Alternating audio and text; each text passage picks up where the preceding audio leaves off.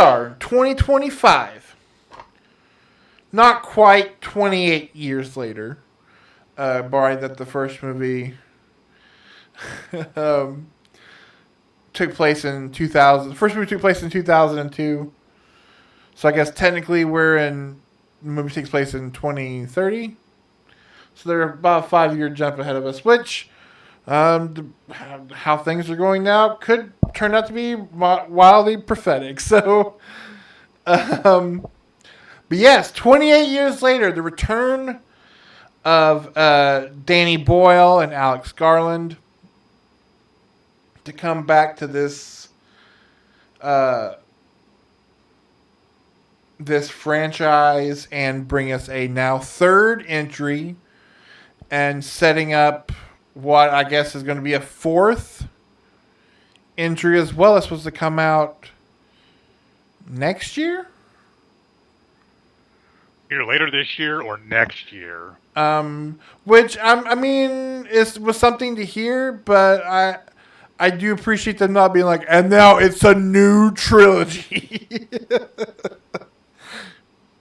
But yeah, 28 years later. So, we'll just break down. I've got some cast here. Aaron Taylor Johnson, kick ass himself. Or better known as Kraven the Hunter. Oh, the yes. Academy Award winning 2024 film Kraven the Hunter. Hey, we have to be cool because he may or may not be the next James Bond.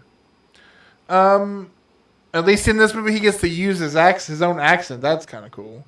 Jodie Comer, who, regardless of how you feel on this movie, whether it's this movie or that Tom Hardy motorcycle movie, tells you that she's going to give you 110%. Ray Fiennes coming out of left field and literally out of left field, and then Jack O'Connell, who's having quite the year as also the main vampire in Sinners, is in this movie toward the end that we will talk about. So, do you wanna start kind of the base of this one, or do you wanna? Oh, I'll delve into it a bit. Hey, so here we are in Scotland. The movie starts off with something kind of confusing with a bunch of children watching the Teletubbies, and then bam, the house is being overran by the infected.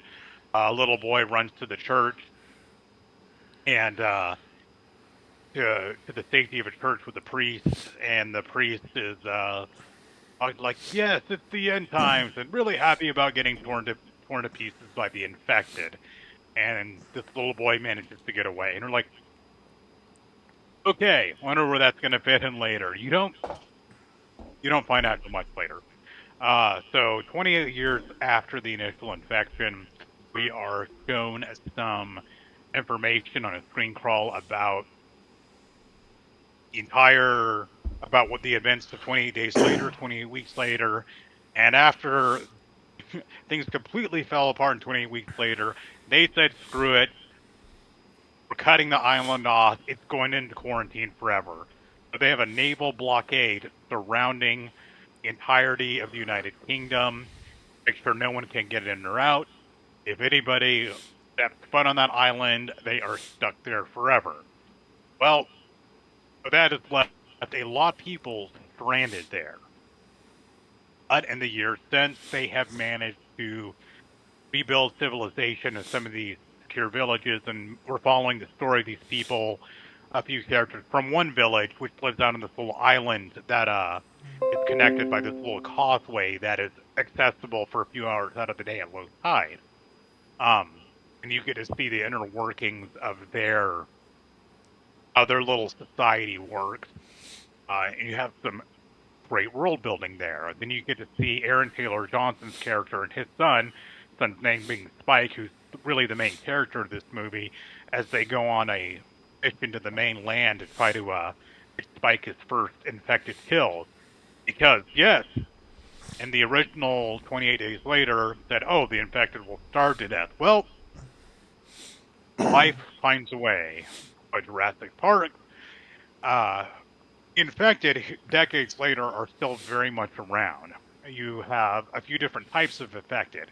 You have the low slows, which are overweight infected who kind of slowly crawl across the ground eating bugs and whatever else they can scrounge up. They are something of a threat, but not so much of a threat because they are, well, so slow. You have the standard infected who run around mostly naked, screaming in packs, and are very feral and not terribly intelligent. Then you have the very dangerous variant called the alphas, which my theory is that's kind of what was going on with Robert Carlyle's character in 28 Weeks Later. Just a guess, I have no idea.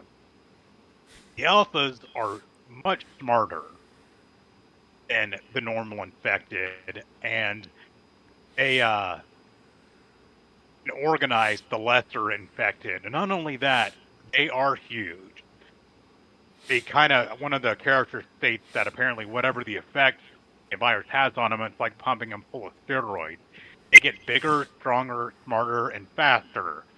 And they're running around naked like the rest of the infected. And if you've heard anything about this movie online, you've undoubtedly heard about the Alpha's dingling as he runs around with it flopping in the wind. And I can't lie, it's kind of funny. But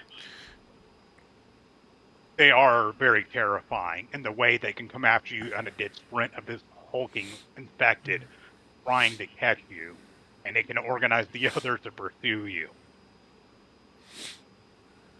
And the image of these infected, they're scrawny, they're scraggly, they're dirty, coming after you in droves, screaming, is done in a very terrifying manner. You get to you see this little boy kind of coming of age with his father and some of the things that are going on back in the village, and him trying to understand what's going on.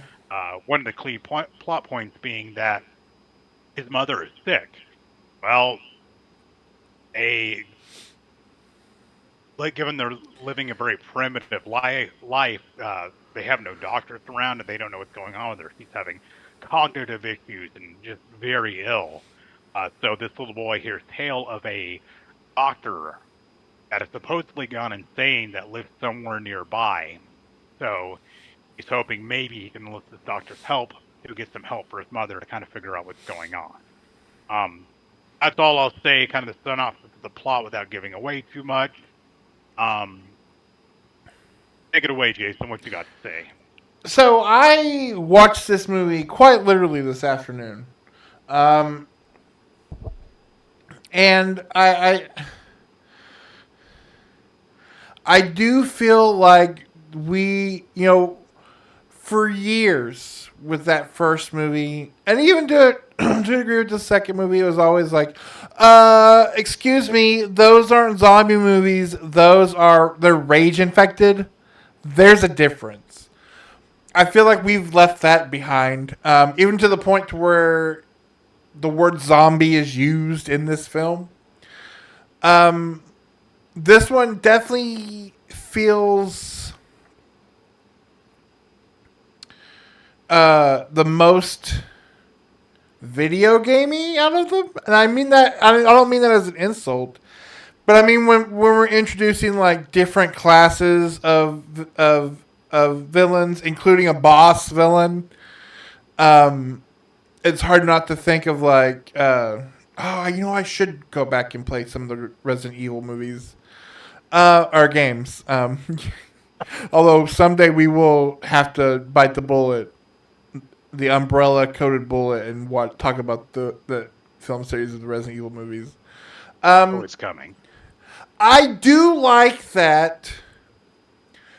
Despite clearly, and I said it to you off stream.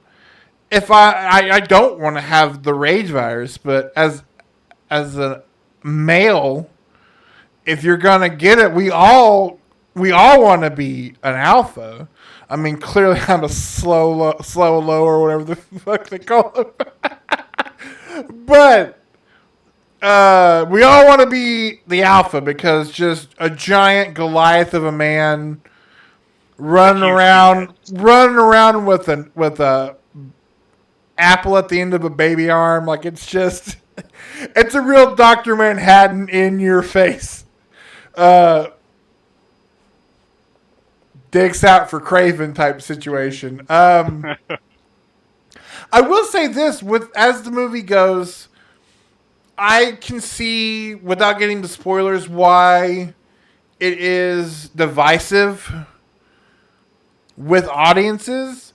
Um, Having watched all these now back, fairly back to back, I feel like it does a good job, especially bringing back the original filmmakers. The one thing I hate is if they'd have been like, "Oh, that second movie never," even though I'm not a fan of that movie, never happened.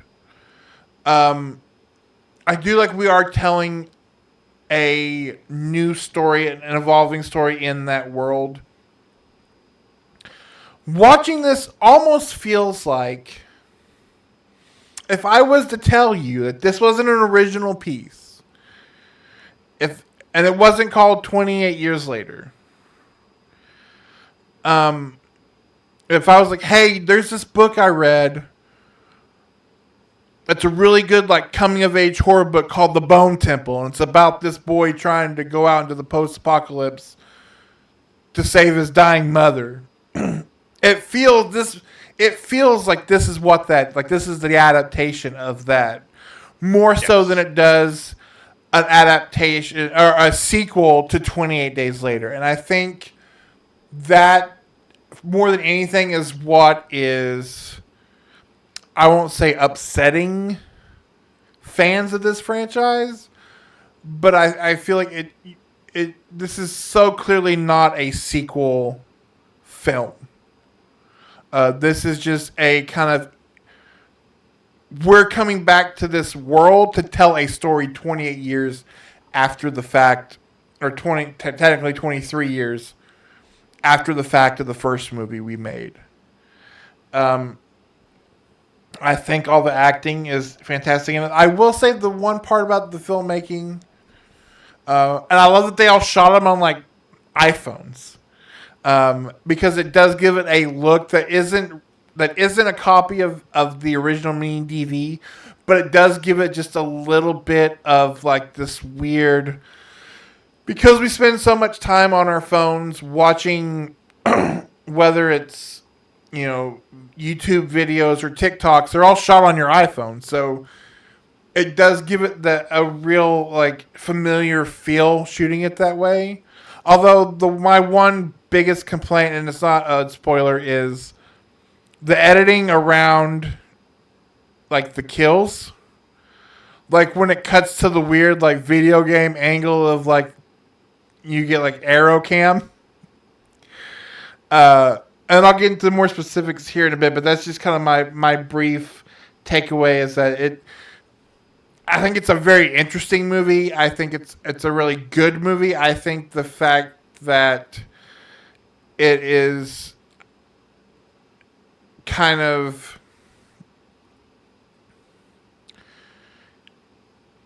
almost in name only tied to this franchise, I think has kind of chained it down to more than what the potential it really shows.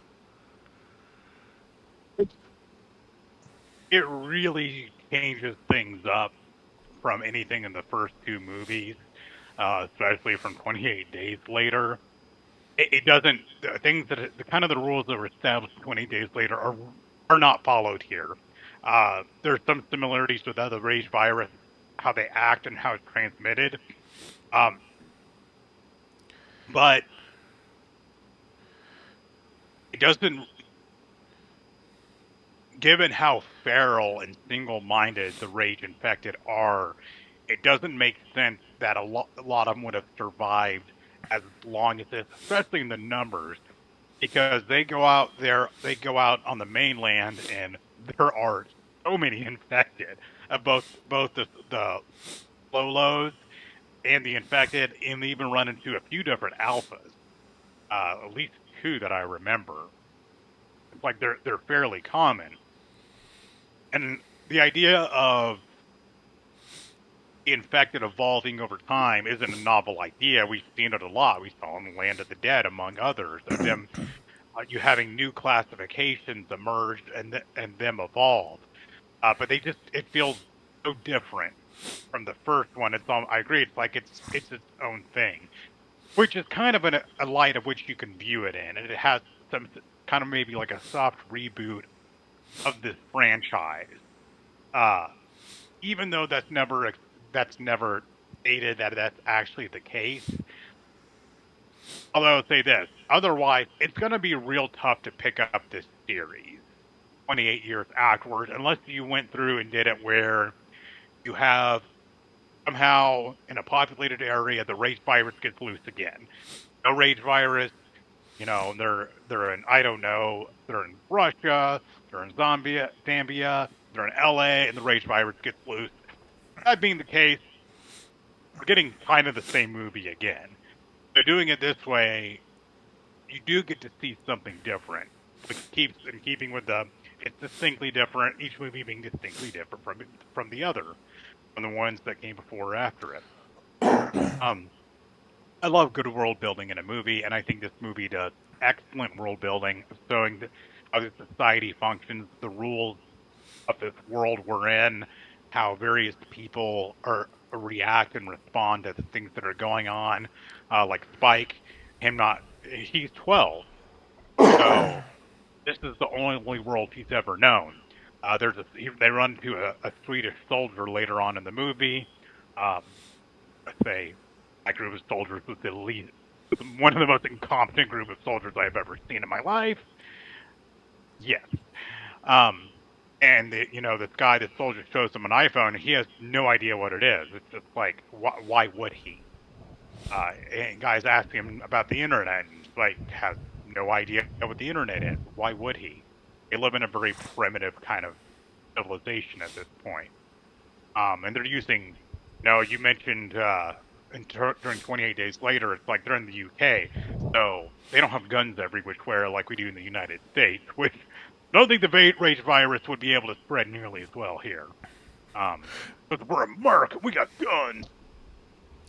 So they're using, bows and arrows and crossbows and whatnot, which the idea of having to fight these feral ghouls with a bow and arrow is terrifying. But it leads to some really cool moments, as these folks are absolutely Legolas lethal. Their bows and arrows. They practice ad nauseum, and they know exactly where to hit them to put them down immediately. Sidebar here: whenever you're trying to stop a human being, infected or otherwise, that's trying to attack you, it has been known that reliably to put them down, you have to hit something in their central nervous system. You can damage people, and yes, it may eventually stop them, but not before they mess you up. These people have learned that you need to hit them somewhere in their spinal cord or their brain in order to put them down, and that is a nice, realistic touch I really like. And there's a lot of touches in this movie I really liked. A lot of I think the world building, they did just a phenomenal job. I agree, though. It just doesn't really seem. It seems very. It's like it's not in the same universe as 28 Days Later. And there's some things here and there. The pregnant infected woman. A lot of the things it doesn't. Also, the fact that all these infected, of which there are so many of them, running around naked and not freezing to death in the UK. I think it's real cold and wet there, man. So that, yeah, I agree with, like, weather-wise it's dumb, but I do like that touch. It's interesting because of the idea of, like, okay, these people, it's 28 years later. If they're not dying off, then it's the same people. They've just been running around the woods, getting into God knows what for the last 20 years, and all their clothes have just kind of rotted away. And so you are all left with all these weird, just emaciated, skeletal creatures, at this point. They do give a little bit again. Like I said, they don't. While we are throwing the Z word around, and there are definitely more of like in the first movie and to some parts in the second one, but lesser so is it's more of like they're constantly vomiting blood, and so that's how they infect you because it's their blood saliva. Whereas in this movie, heavily it's all on biting. Like we're biting and stuff. You do get that there is still weirdly a lot of like wildlife, um, especially where they are. Because I do like that it takes place in the Scottish Highlands. Like we're out of the big cities because that's you can't survive there. You know the novelty of holding up in a mall is in nowadays dumb. Like you're just in a populated area. Um, but um, like you said, the world building and stuff, and just so much of the imagery of this movie, whether it's the horrific parts, like the at the beginning with the a blood-soaked television playing the Teletubbies, to the zombies coming through the stained glass of that church, while the priest is like almost rapturously orgasmic about it. Um, while the army, I will say that the stuff with the Swedes is really kind of dumb, and it feels like it's like it almost felt like if it was put there and then they like took their guns and then had guns, it would make sense, but they don't, and so it's just like, well, we need we need to do something with guns in this movie. Let's bring in these soldiers, and we'll bring them for a stupid reason, only so that we can like have the audience wink at this out at the outside world, them not knowing what the outside world is like. Because they have that, he's like, here, this is my fiance, and he's like, she's ugly. Like, what's wrong with her? Yeah, why is your face so gross? Um, to all of them, just the scene is cool while they're down in like the little tunnel thing, um, until they're all like the alphas, aka like infected predators, by the way they act and the way they kill. Um, I love the stuff with Ray Fiennes because when you hear about his character in your head, you're like, oh, like God, what is this gonna be like? Because he's Voldemort, man. You're like, what is this gonna be like when he goes and you end up seeing what he's been building based on what Aaron Taylor Johnson's character has told his son. You, as crazy as it is, it's weirdly beautiful, and they have that scene together, a couple of scenes together. Talking about was it Memento Morte, and almost a way of. And it's one of the themes I will get into in spoilers. But just that scene where the fire starts going through the man-made trees, if you will, the temple he's built. That it's just beautiful, beautiful filmmaking. But yeah, again, it's just if you would have been like, dude, they're just. I read this book and they're turning it into a movie. You should totally read this book. And then like this was the movie. I'd be like, what a great adaptation of that book. But for it to be like, especially for the trailers, to be like, this is 28 years later. You love that movie? Well, then get a fucking load of this. And then to watch it and be like, well, these aren't tied together outside of the name at all.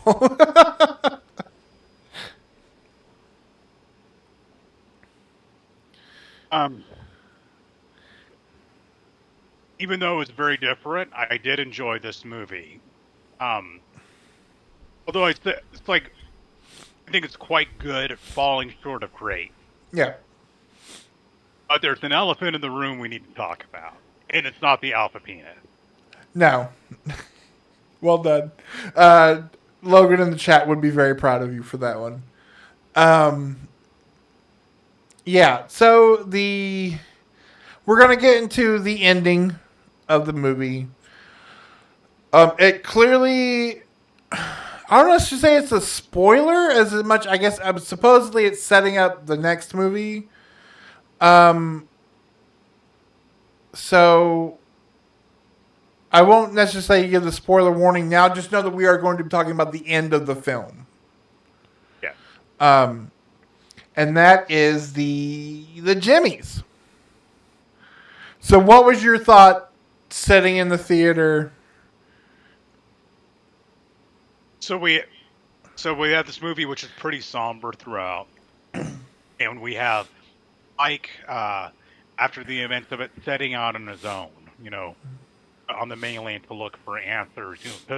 He's cooking a fish and runs afoul of the infected, and he's retreating. And it's like I thought right there of him being on his own and kind of setting up his next adventure. I think that would have been a great spot to cut it off. Because I knew there was a sequel coming, and that would have left it open for a sequel. And then he runs into a bunch of track-suited ninjas wearing blonde wigs. The Jimmies. Which connects with their leader, was the kid at the beginning of the movie, who was watching the Teletubbies, then gets chased into the church. Same guy. He's now part of a gang called the Jimmies. And then they show up, they kind of help him out, and they start flipping around and doing these wild kung fu 60s Shaw Brothers style attacks and kill a bunch of the infected, all wearing tracksuits and blonde wigs. I wanted to throw shit at the screen. What? That has to be maybe the most jarring ending I have ever seen.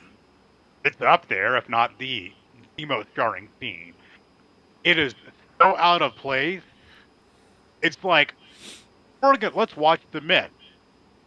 The myth happens, the ending happens, and then it starts playing wackety sax or something. You're like, wait, what? It's get this out of the way. Yes, it's a direct reference to Jimmy Savile, the notorious British predator. I'm interested to see how they will kind of connect that and put that in. That's blatantly what they're going off of. He's a blonde dude, or tracksuit, also a horrible human being. Yeah, what did you think? Okay, so I watched the movie this afternoon. I did not know the context, but I know people were talking about. They're saying the ending is so weird, and then without going into it, they were like they're referencing this particular person, and so I'm like, who is this person? So I got up this morning. I was like, I want to find out because the name sounds familiar. And so, watching 3 horror movies this week, I can safely tell you the scariest thing I watched is the 2-part documentary on Netflix called Jimmy Savile, A British Horror Story. Because holy shit, what this monster got away with for 60 plus years in the public eye is it's insane. Like it's it's one of those documentaries where you watch it and you're not just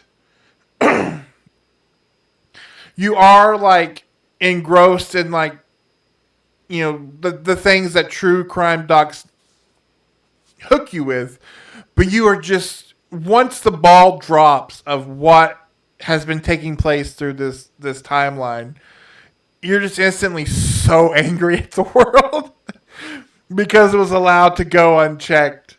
So yes, that definitely is the look they're going for. I also read not so much that, but so here's kind of where I was gonna get into part of what I I feel like something that the movie is going for, and this is my interpretation of it based on a little bit of the research I did watching that documentary, and then kind of knowing when I say knowing, but being a fan of and following Alex Garland's work, it feels like the movie is really digging into three very distinct uh, viewpoints of, for me anyway, is religion. Where you have the group, and their religion is not so much like a divine classic, mono or polytheistic religion. It's their religion is it's the group. It's the group at the fire. There's all these scenes where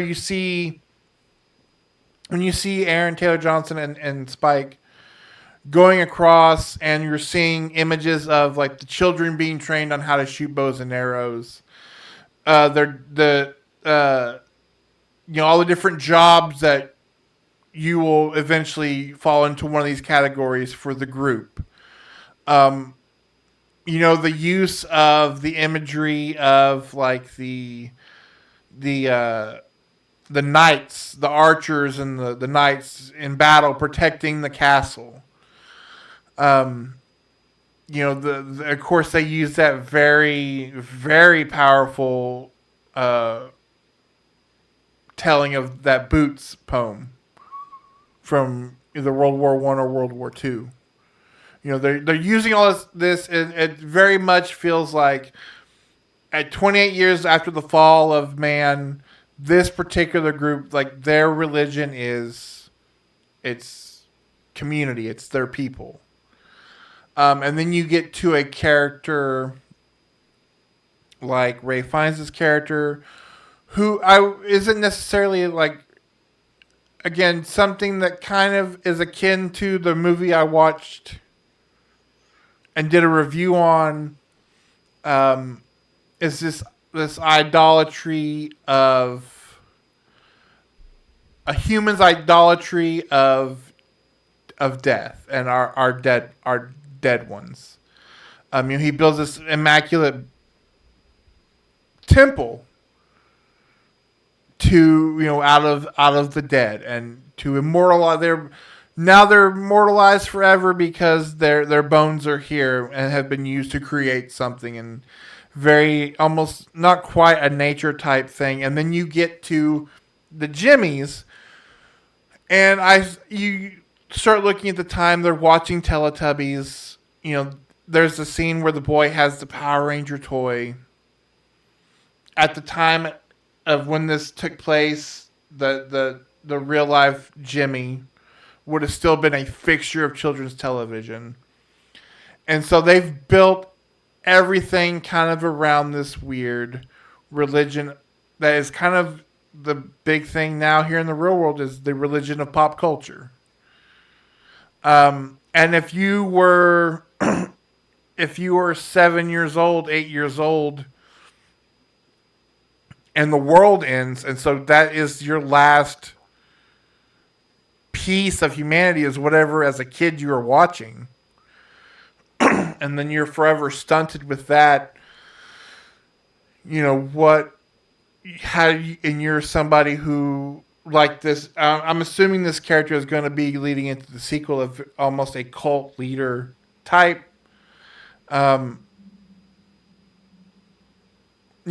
Besides the obvious, like we're hanging people upside down and feeding them to the infected and the upside down cross and all that. Surely, I don't think they're going to bring Satanism into the film, but just this idea, thinking of you and I, at 7 or 8 years old, if our last interaction with the world was the TV shows we were watching at 7 or 8 years old, that would kind of be that would be your personality. Um, and so like I can't imagine, you know, and growing up, that's all you had as far as memories go because you're so young. And so I feel like that's kind of what they're saying with the idea of, you know, they're doing the flips because that's what they want. The Power Rangers did that, and so that's what you do. They're color coordinated. You know, not only with that scene where they're doing the flips and stuff, but the song that plays, it's like this weird, like, black metal version of the Teletubby theme. And so you have that going on. If you're a kid, you know, imagine it's 1988 and the world ends, but you're a kid who loved TV.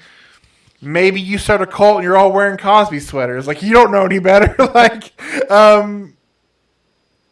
I don't know. To me, that's kind of what the movie is going for. That's why I read them, and so I am more curious now. If we go into this next movie and they're just nameless, like they just did it for like the shock value of, hey, the English will get this and it'll really fuck them up, but the Americans won't know what is happening.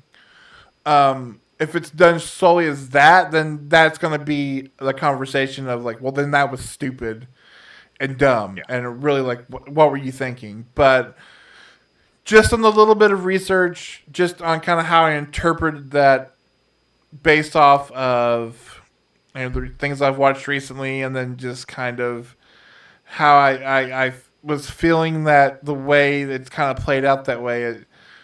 I feel like this is what it's saying, but again, it could just be Jason's weird. I get into the A24 stuff. Watching too much A24. I know I'm so pretentious. I will say though, watching, and this is just completely off topic, and then we'll get back into it. Is if you love 28 Days Later, which why wouldn't you?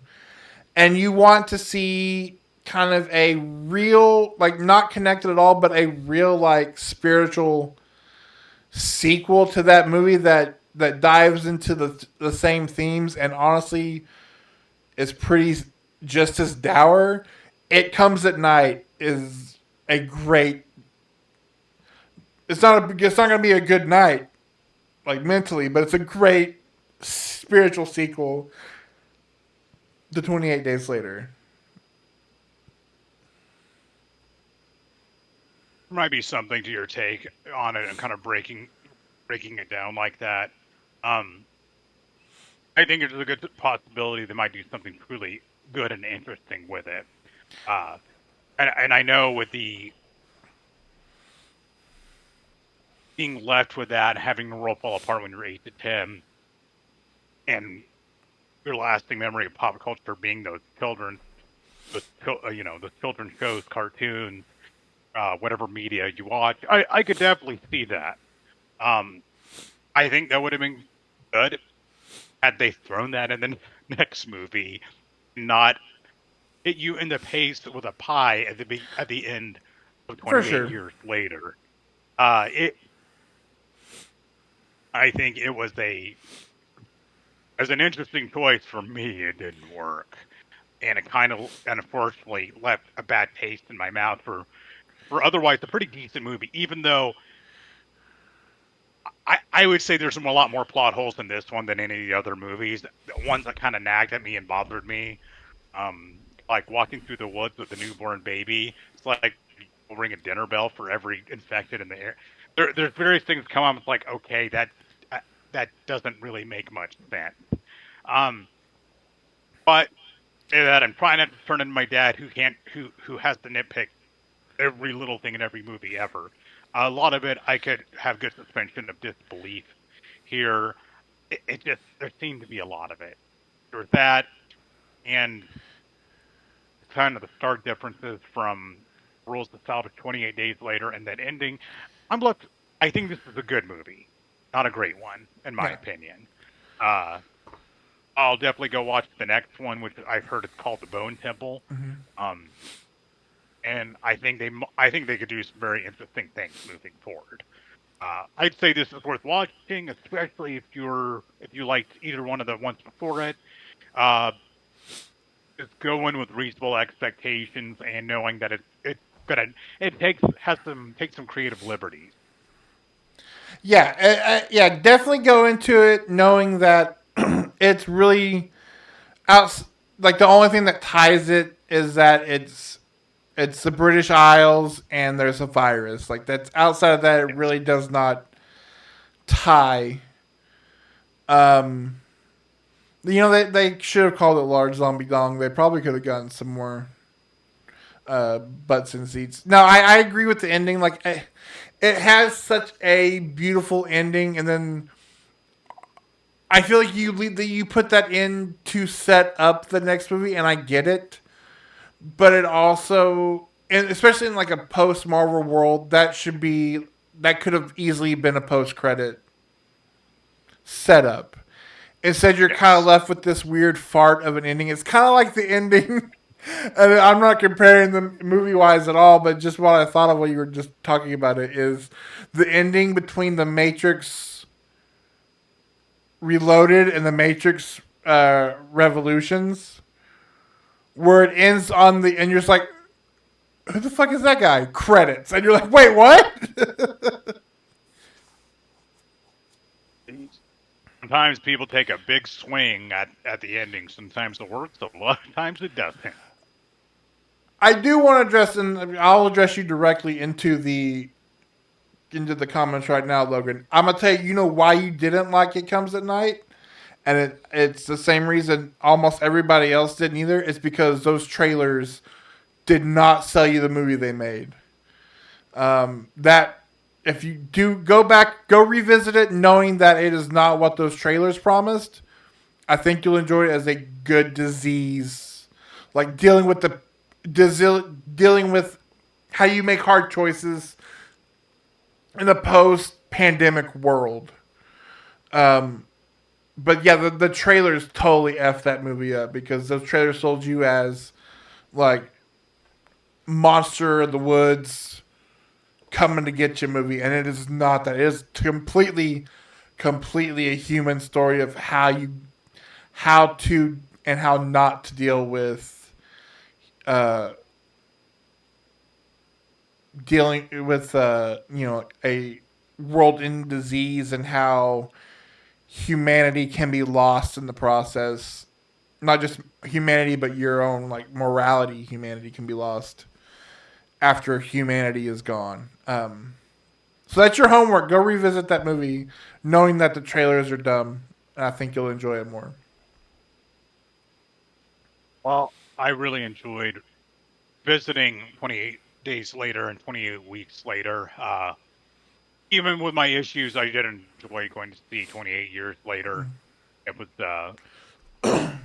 I'm not gonna, it's like, this year has not been a year where movies really knocked my socks off. So I'll be interested to see what I can dig up for our best and worst of 2025 uh, in the spring when we do that. Um, yeah, I will say though, it's brought up a lot of positive memories, and it said remembering that those times back in 2002 and 2003, um, which make up so many core memories of from our younger life, and just no matter what, I'm happy that all these years later we're still here, we're still talking about it, and that I think it makes you sentimental, but man, what a that just warms my heart, and I think it's awesome that we're here. You would have told me when we walked out of that movie 22 years ago that we'd still be talking about it with other people 22 years later. That would make me very happy indeed. So Yeah, it, yeah, it's interesting. That three very different movies and three very different takes on the rage virus. yeah, And we'll see what the next ones are like. I'm sure we'll review the Bone Temple when it comes out, and any that might come out afterwards. We'll have to see. yeah. I'm going to be very curious because again, it's a weird thing where like I don't think they've set it up, but I don't think Danny Boyle and Garland are back for the sequel, so that makes me nervous. Um, but oh, um, well done. I don't. I don't know if we'll get another one of those. I don't think we'll get another I honestly don't know that we need another Simon Pegg, Nick Frost, Edgar Wright movie. I feel like that trilogy is so perfect that you don't really need. But no, I enjoyed. I love that we finally got to talk about 28 Days Later. It is weird that to do so we have to talk about this really bizarre franchise that is less franchise and more loosely stringed together movies. But um, yeah, they all have something very different to bring to this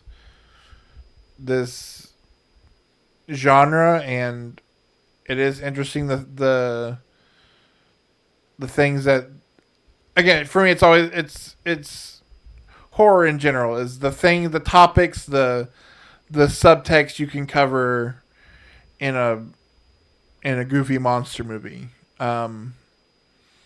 And despite maybe not enjoying some as much as others, I feel like all three of those movies do a very good job of displaying the best of that. That you can really get in and say something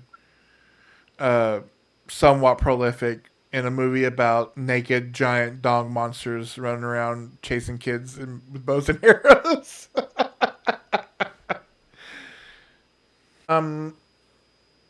That's the other thing too. I'm glad people were so upset that Cillian Murphy wasn't back in this movie, even though that weird zombie kind of looked like super skinny Cillian Murphy.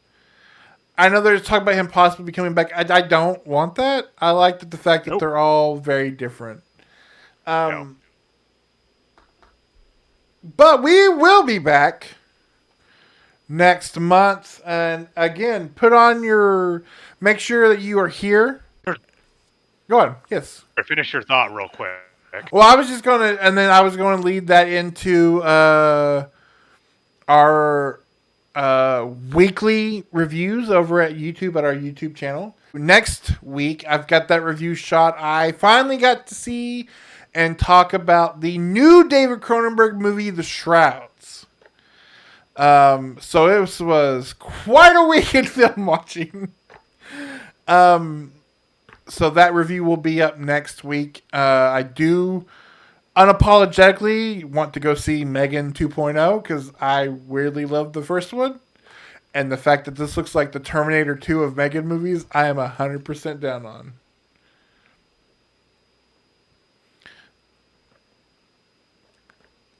I just saw you just lost audio.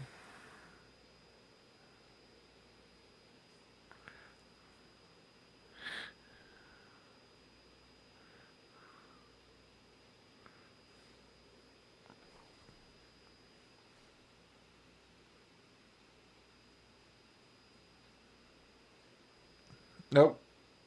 No audio. At least it waited till the end. So, all right.